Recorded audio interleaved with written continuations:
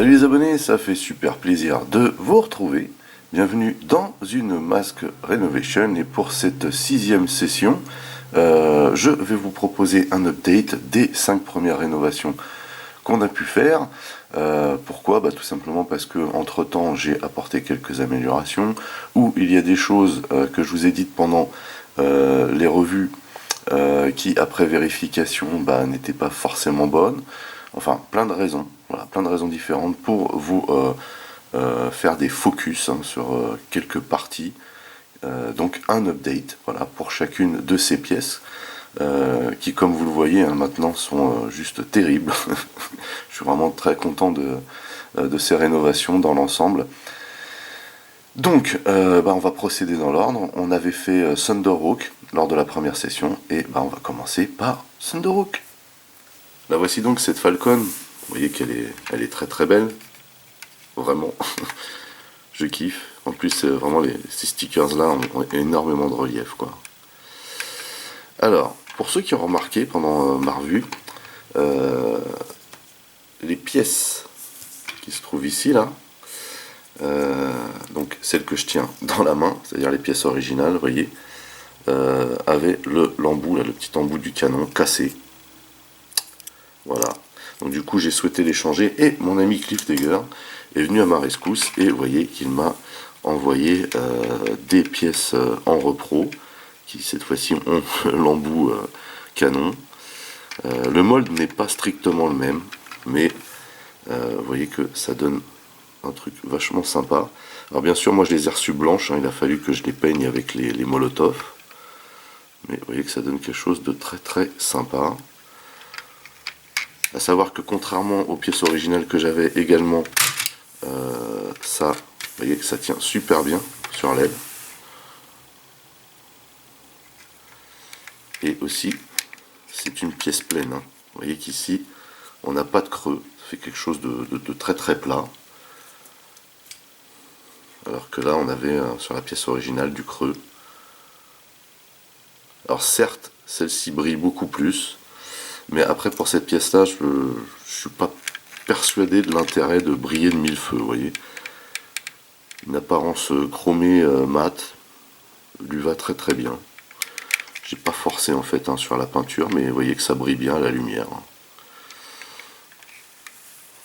Donc voilà, je suis assez content de ces pièces-là, je vous avoue.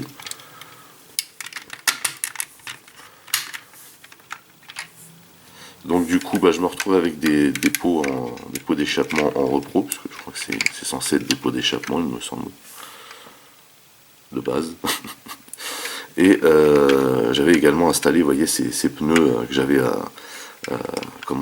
acheté sur le Mask Center Shop, sachant que, petite parenthèse, Cliff Dagger travaille en ce moment sur des pneus plus réalistes, plus fluides, plus souples, encore mieux que ceux-ci.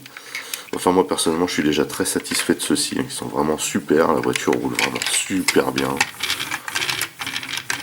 No problemo quoi. Et dernière petite chose que j'ai rajouté, vous voyez que on a le défaut de ce jouet, c'est-à-dire qu'on voit bien l'autocollant masque derrière, mais j'ai rajouté un petit truc pour le fun. Je vous montre tout de suite. Voilà. J'ai rajouté ceci. Alors c'est pas flagrant. J'ai découpé un des stickers de Zach Paris, vous voyez, pour qu'on ait la fameuse petite tête de masque là, derrière, qui apparaît. Voilà, un petit délire quoi. Mais cette Falcon est maintenant nickel chrome. C'est le cas de le dire.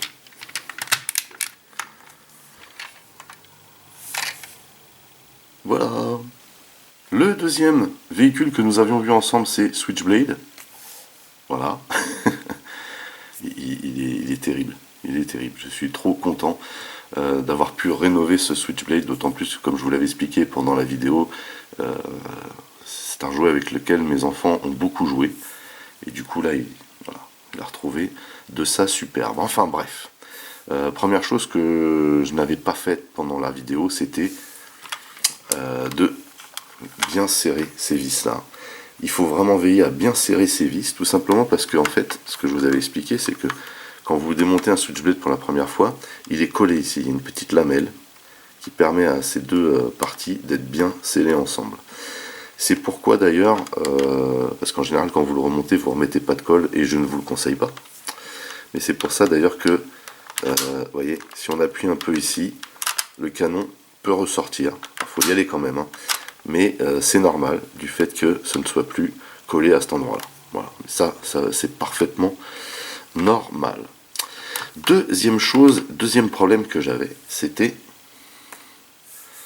cette fameuse repro de missiles, vous voyez, qui en fait qui tombe pas, hein, qui s'accrochait, qui restait comme ça sur le crochet qui est en dessous. Voyez, cette partie-là, là. Et là, idem, donc mon ami Cliff Dagger est venu à ma rescousse une nouvelle fois et m'a envoyé ce missile. Alors, pour faire une comparaison déjà, vous voyez que il est un peu plus imposant. On voit tout de suite que le creux qui maintient le missile est déjà tout de suite plus grand. Donc il n'y a pas de souci quoi. Hein. Normalement il ne s'accroche pas. Et j'ai testé, il ne s'accroche pas. Sinon bon, le mold est quand même légèrement différent. La couleur est complètement différente d'ailleurs. Et si on prend un original, hein, celui-ci est l'original. Vous voyez qu'on est quand même plus proche avec celui de Cliff qu'avec l'autre. Enfin bref, celui de Cliff, lui, par contre, fonctionne très bien. Hop. En plus, ça donne bien rouge sur bleu, c'est stylé. Et voilà, il n'y a pas photo. Donc ça, c'est un autre problème de régler. Encore une fois, grâce à Cliff, que je remercie. Donc voilà, on va le mettre là-dessous. Et une dernière chose, ce qu'on va faire tout de suite, c'est que quand j'ai revissé, voilà, super, tout s'ouvre. Ok. Alors quand j'ai revissé, vous voyez en dessous là, j'ai une vis qui est super propre et l'autre qui est super crado. Pourquoi? Parce qu'en fait, j'ai pris cette vis là qui devait aller au-dessus ici. Alors ce que je vais faire, c'est que je vais virer ça pour l'instant. Donc on va choper la vis qui est là. Hop.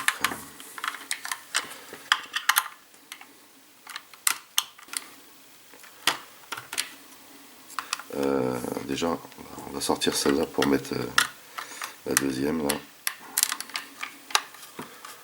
Hop. On va reprendre celle-ci. Alors par contre, il faut que je maintienne bien tout ensemble. Le temps de revisser de l'autre côté. Hop. Puisque celle-ci du coup va plutôt ici, hein, au final. Voilà, donc là on est bien. À un moment j'ai pas trop de risque à l'arrière.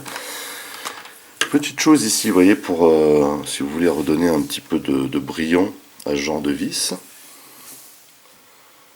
vous prenez ce genre de produit, donc un dégrippant, vous voyez, ce qui s'appelle comme ça. Voilà, c'est du WD-40. On va prendre cette petite tige et on va venir la glisser ici à l'intérieur du spray là, comme ceci. On va secouer un petit peu et on va venir poser du produit dans la vis directement,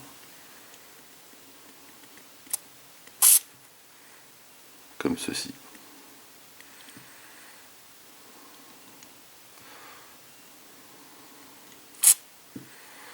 Voilà, on va faire la même chose avec l'autre. Alors ce produit là il marche aussi avec les ressorts, hein, si vous voulez redonner du peps aux ressorts, hein, qui sont dans les mécanismes, comment dire, dans les mécanismes des masques. Vous pouvez aussi utiliser ce produit là, hein, ça fonctionne super bien. Donc là du coup on va les laisser un petit peu agir. Donc on va déposer ces vis sur petit sopalin là. On va aller chercher un petit coton-tige et on va aller nettoyer un petit peu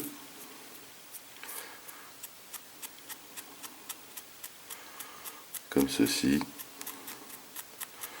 pour enlever un petit peu la crasse, quoi. Alors ce que vous pouvez faire, ce qui est quand même plus efficace, là je le fais parce que je le fais comme ça parce que voilà, c'est pour pas que la vidéo traîne trop. Mais ce qui est beaucoup plus efficace, c'est vous en mettez un petit peu dans le couvercle, vous mettez du produit et vos vis, vous les laissez tremper dedans. Et là, en général, elle récupère vraiment du brillant. Et vous voyez que du coup, pour celle-ci, on a réussi à enlever un petit peu de cracra. Mais c'est pas trop ça.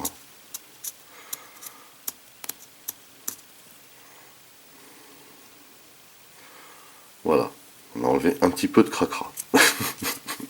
C'est déjà ça de gagner. Mais oui, en fait, si vous voulez vraiment un superbe résultat, et ça marche, hein, je l'ai essayé, vous laissez tremper plusieurs heures dans le produit, et au bout d'un moment, effectivement, toute la crasse qu'il y avait dedans s'en va. Et donc, quand je dis crasse, ça sous-entend bien entendu aussi rouille. Bien sûr.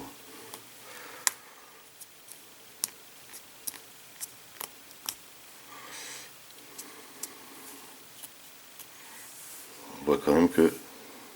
Hop, on voit quand même que ça brille un peu plus qu'au départ. Hein. C'est pas flagrant, mais quand même. Donc du coup, on va pouvoir les remettre.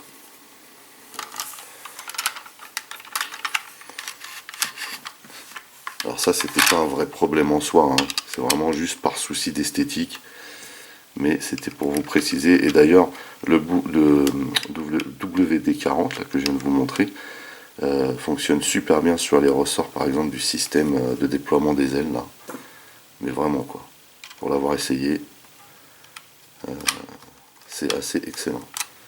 Donc là, voilà. Il était important quand même, quelque part, que je remette les bonnes vis ici, parce qu'elles n'ont pas le même calibre que celles du milieu. Et elles maintiennent beaucoup mieux comment dire, le bout de la queue, et donc le système, vous voyez, le système de lock des ailes. Voilà. Là, on se retrouve avec les vis au bon endroit et avec déjà un peu plus de brillant qu'au départ. Hop. Du coup, on va remettre Mayhem aux commandes, s'il veut bien. Voilà.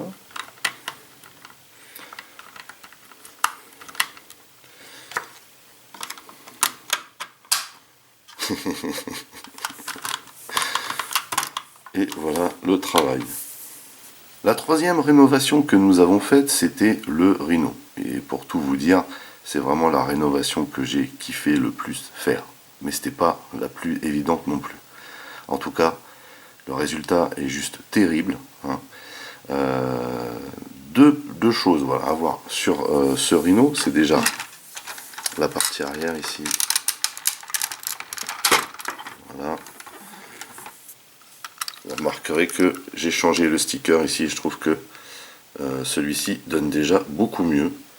En fait, j'ai coupé le sticker en deux. Hein. Donc toute la partie du dessus là avec le Rhino, je l'ai enlevé. J'ai gardé que le dessous du logo là. Et vous voyez que ça donne quelque chose de plutôt sympa. En tout cas, ça donne mieux que celui que j'avais mis lors de la vidéo. Alors, autre chose super importante qui va venir compléter justement la revue, c'est que moi, quand je l'ai démonté la première fois, c'est-à-dire en prévision de la vidéo que je vous ai faite, il y a 7 vis en dessous, vous voyez.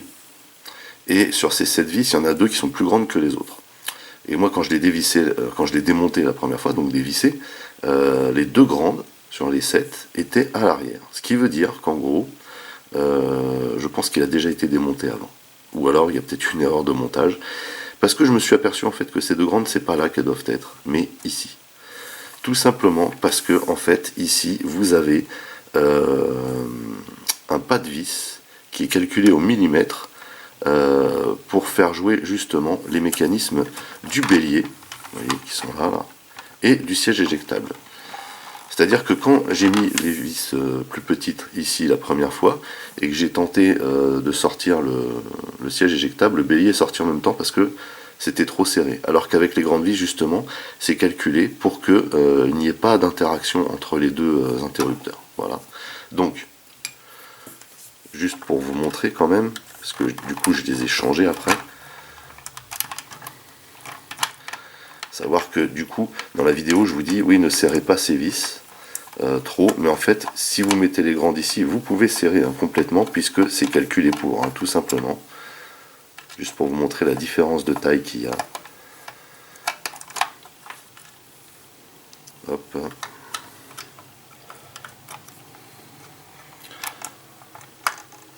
Et c'est important, mine de rien, parce que du coup, si c'est pas bien remonté, en fait, les mécanismes jouent entre eux.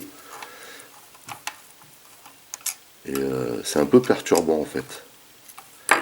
Et là, vous voyez que du coup, on voit bien la différence de taille entre les deux vis. Elle n'est pas flagrante, mais elle existe. Tout simplement parce que ces 2 petits millimètres en plus là, permettent justement au mécanisme de bien fonctionner, puisque en plus le pas de vis qui est ici scelle le mécanisme des 2 interrupteurs qui se trouvent à ce niveau. Voilà, tout simplement. Donc la grande vis ici, les 2 grandes vis ici, et les autres vis, 2 à l'arrière et 3 à l'avant. Voilà. Donc c'est quand même important comme précision. Je m'en suis vraiment aperçu après en fait, quand j'ai retesté tout seul, et du coup je me suis dit en fait que voilà, il avait déjà été démonté au préalable, je pense, ou alors vraiment peut-être mal monté, je ne sais pas. Ça pouvait arriver à l'époque, ça pouvait arriver, puisque c'était des jouets qui se montaient intégralement à la main, et donc qui étaient vissés par de la main d'œuvre. Plus comme les jouets de maintenant qui sont quasiment tous scellés pour raison de sécurité. À cette époque-là, voilà, on faisait des jouets où il y avait des vraies chaînes de montage, quoi, où les gens ils passaient du temps sur chaque jouet à mettre les pièces en place. Donc voilà pour le Rhino. Petite chose aussi, c'est que j'ai quand même passé sur certaines parties chromées qui avaient un peu perdu de peps. J'ai passé un petit coup de feutre Molotov. Mais c'est toujours pareil, c'est bien pour les retouches, donc c'était bien pour ça en l'occurrence. Mais pour des pièces complètes, il vaut mieux privilégier la bombe. Hop, voilà. Voilà pour ce superbe Rhino. En quatrième partie, nous avions restauré un slingshot. Le voici, ce slingshot. Et du coup, après avoir restauré ce slingshot, je me suis retrouvé avec 2 slingshots, puisque ma moitié m'avait offert un slingshot pour, pour mon anniversaire. Donc je me suis retrouvé avec un 2e slingshot, et du coup je me suis tapé un petit délire. Je vais profiter un petit peu de cette occasion pour vous montrer. C'est pas un truc de dingue, mais on en a parlé la dernière fois lors de la revue du Bullet, Bandit, de Ali Bombay, et on avait parlé du fameux épisode Retour au pays natal, qui est le seul épisode Racing où on voit slingshot. Voilà. Et du coup, je me suis tapé un petit délire entre guillemets. Voilà, donc ça tient pas à grand chose. Voilà. Voilà.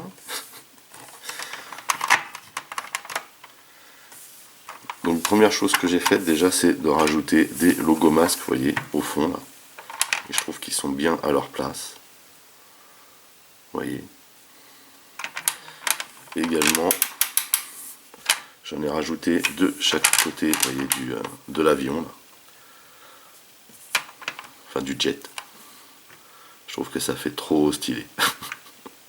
Je kiffe.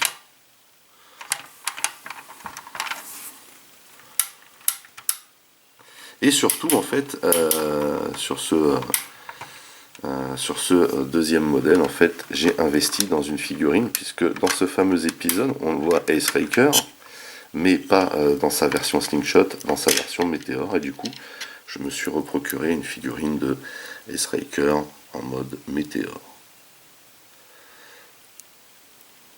Je surkiffe cette tenue, je la trouve juste terrible. Et voilà, du coup, vu que je me suis éclaté à faire ça, vous voyez, je les expose tous les deux dans ma vitrine en mode déployé. Et, j'aime bien. Surtout que c'est vraiment un de mes épisodes racing préférés. Je ne sais pas pourquoi d'ailleurs. Il n'est pas exceptionnel cet épisode, mais il est fun. C'est peut-être parce qu'on voit Slingshot justement. Et ça fait une drôle d'impression d'ailleurs de voir Slingshot dans la période racing. Et voilà. Voilà ce que ça donne dans ma vitrine. Bon, c'était juste pour vous dire ça. Sinon, j'ai rien ajouté d'extraordinaire à ce Slingshot, si ce n'est voilà, le personnage que j'ai changé et les stickers de logo masque que j'ai apposés de chaque côté de l'avion et au fond de la base. Voilà. Pour finir, nous avions restauré un bulldog. Voilà. Première chose, un abonné m'a indiqué que les chenilles étaient montées à l'envers. Et c'est vrai. C'est-à-dire que quand je l'ai ouvert la première fois pour regarder quel était le problème, j'ai dû remettre les chenilles dans le mauvais sens. Vous voyez, c'est plutôt comme ça qu'elles doivent être de base, pour pouvoir justement, chaque fois je me trompe, pour pouvoir être dans cette configuration, c'est-à-dire la petite surface vers le bas. Et si vous voyez la revue, vous verrez qu'elles sont à l'envers. Donc pour les interchanger, très simple. Hop, hop. Voilà. Il n'y a pas à tergiverser. Donc ça, c'est la première chose. Du coup, j'ai été obligé de le rouvrir. Ce qui n'est pas dramatique en soi, puisque de toute façon, j'ai changé les stickers. Hein. J'ai mis les stickers de Zach Paris dessus. Et de ce fait, voilà, j'ai pu donc mettre les fameux stickers qui me manquaient dans le poste de contrôle, vous voyez. Donc tout de suite, vous voyez, ça donne autre chose. C'est vraiment plus sympa. Même chose de l'autre côté d'ailleurs.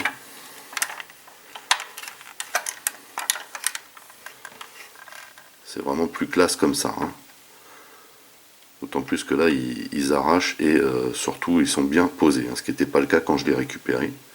Et à propos de stickers, d'ailleurs, si vous allez acheter des stickers pour votre bulldog chez Zach Paris, surtout quand vous démontez votre bébête et que vous la nettoyez, que vous enlevez les stickers, n'enlevez pas les stickers du tableau de bord parce qu'ils ne sont pas inclus dans la plaquette. C'est important à savoir. Hein. Très important même. Enfin bon voilà, je suis très content d'ailleurs du résultat de ces stickers. Parce que vraiment ils ont un super relief. Voilà. On va remettre ça en place. Hop. Voilà. Voilà. Vous voyez que déjà ceux de derrière ils font vraiment plus phare que ce qu'il y avait à l'origine. Là c'est pareil, hein, les bandes sont nickel. Les phares avant, terrible. La partie là sur le toit, vraiment excellent. J'ai même changé ceux qui sont à l'intérieur ici. Alors j'ai galéré, je vous le cache pas. Mais vous voyez que ils sont vraiment super propres. Par contre, effectivement, ouais, j'ai galéré pour enlever les anciens. Et il faut faire très attention quand on repose ceci par exemple, parce que vous avez le plug ici, là, le petit peg pour planter votre personnage. Et ici, là, c'est pareil, vous avez autour là, le support du missile, là, donc c'est un petit peu galère à mettre. Mais voilà, l'important c'est le résultat, comme on dit. Donc, je suis vraiment super satisfait des stickers du Bulldog. Là. Et par contre, il y avait cette petite pièce aussi dont je vous ai parlé, et c'est vrai que cette pièce-là, c'est toujours la même problématique. C'est-à-dire que on a toujours, une petite lamelle de cassé sur cette pièce-là. Moi, en l'occurrence, c'est celle-ci. Et vous voyez que, voilà, je l'ai remise, mais ça bouge. Par contre, il y a toujours un petit morceau qui reste. Et si vous pouvez clipser comme ça, et du coup, ça bouge plus. Et en fait, vous n'avez pas vraiment de nécessité de changer cette pièce-là si un des deux côtés est défait. Hein. Voilà. Vous voyez que moi, ça tient super bien, du coup. Il est vraiment super classe, ce Bulldog. Donc c'est vrai que j'ai fait pas mal de retouches sur ce Bulldog après la revue. À noter quand même si je me suis trompé sur les chenilles, quand elles étaient dans l'autre sens, il était beaucoup plus stable à l'arrière. Hein, parce que ça fait un petit peu partie du bug hein, du camion, c'est-à-dire que ça a souvent tendance à s'affaisser à l'arrière, et avec les chenilles dans l'autre sens, bizarrement, elles étaient beaucoup plus droites les roues. Voilà, donc je les ai remises à l'endroit par souci de fidélité au modèle original, mais c'est vrai que dans l'autre sens, c'était beaucoup plus stable. Voilà.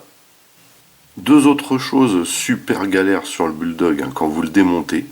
Le fameux pare-brise. Alors le pare-brise, vous pouvez le démonter de l'intérieur, il se glisse en fait dans des petits espèces de pics, hein, qui servent de rails.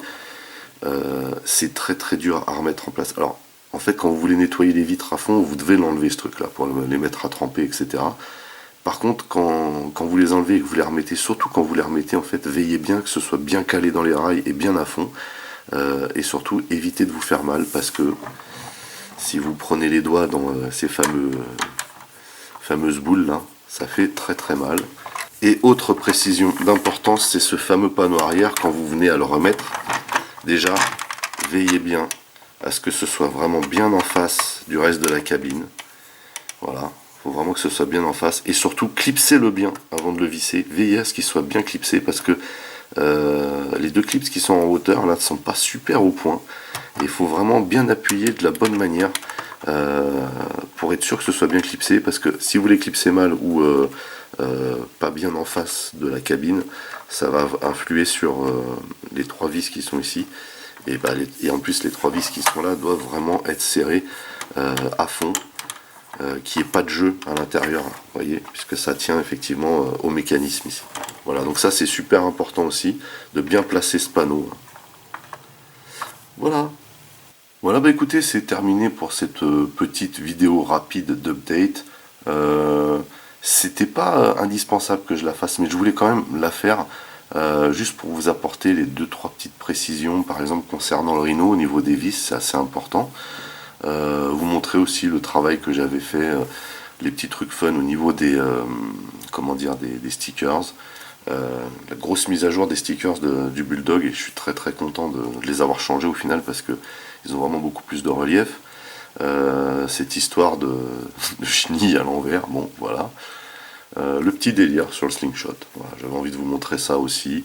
Et puis bien entendu les petites précisions concernant le Switchblade. Et bien entendu je remercie mon ami Cliff Dagger, hein, pour son aide, que ce soit pour les pots sur la Falcon ou le missile pour le Switchblade, hein. Du coup ça m'a un petit peu sauvé, parce que voilà, ici les originaux n'étaient pas fonctionnels, et puis là bah, la repro que j'avais chopé à l'époque était vraiment pas terrible du tout. Merci à toi mon cher Cliff. Sur ce, la prochaine session concernera uniquement les stickers de Zach Paris. On va passer en revue les différents modèles masques que j'ai équipés avec ces stickers, donc comme ça vous pourrez vous donner une idée du rendu. Pour ceux-ci vous avez déjà vu. On regardera cela bien entendu forcément, puisqu'il y a eu du gros travail de fait sur ceci, mais il y en a d'autres que je ne vous avais pas montré et qu'on va regarder aussi ensemble. Voilà, c'est tout pour cette vidéo. Merci de m'avoir suivi, j'espère que ça vous a plu. N'oubliez pas d'aller rendre visite à mes partenaires, dont le lien figure dans le descriptif de la vidéo. N'oubliez pas également que vous pouvez lâcher des commentaires. Merci de liker, merci de partager. Pour les nouveaux, n'oubliez surtout pas de vous abonner, c'est très important. Vous pouvez également checker toutes mes autres revues et playlists, et pourquoi pas ma playlist de Mask Renovation. En attendant, je vous donne rendez-vous très très vite. Portez-vous bien, et à la prochaine. Allez, bye bye.